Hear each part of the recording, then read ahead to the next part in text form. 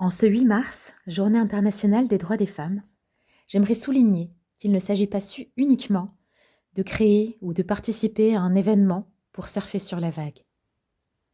Je sais qu'Hélène partage cette idée et c'est bien pour cela que des moments waouh au féminin sont organisés tout au long de l'année. Des moments de sororité, de partage, de conseils, d'écoute et de création de liens. Parce que nous en avons besoin pour faire exercer nos droits et nous les rappeler. Aujourd'hui, nous pensons à celles qui ont œuvré pour nos libertés d'agir et de penser. Et je pense ainsi à Catherine Schwitzer, qui fut en 1967 la première femme officiellement inscrite à courir le marathon de Boston. Je pense aux athlètes aussi, qui ont participé aux Jeux Olympiques en 2024 et qui ont su dire ce qu'il n'est plus possible de tolérer aujourd'hui dans le sport.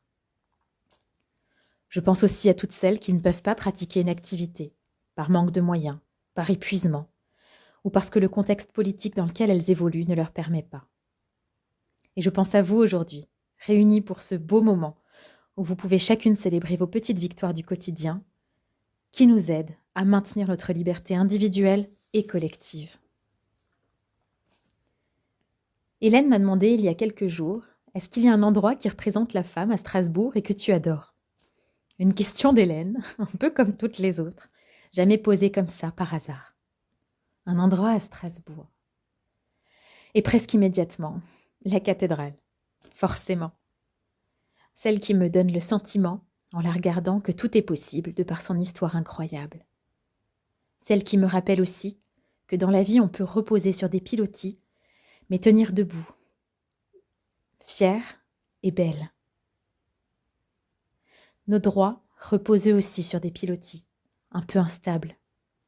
Mais j'ai envie, en ce 8 mars, de croire que nous sommes toutes une pierre sculptée de cette majestueuse cathédrale, et qu'ensemble, nous pouvons tenir droite, fières et belles devant le monde, et encourager ainsi toutes les petites filles et jeunes femmes à se tenir aussi droites, fières et belles contre les injustices aujourd'hui et pour plus d'égalité demain.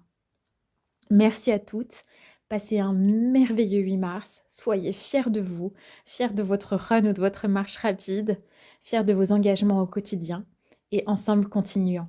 Vous êtes toutes waouh!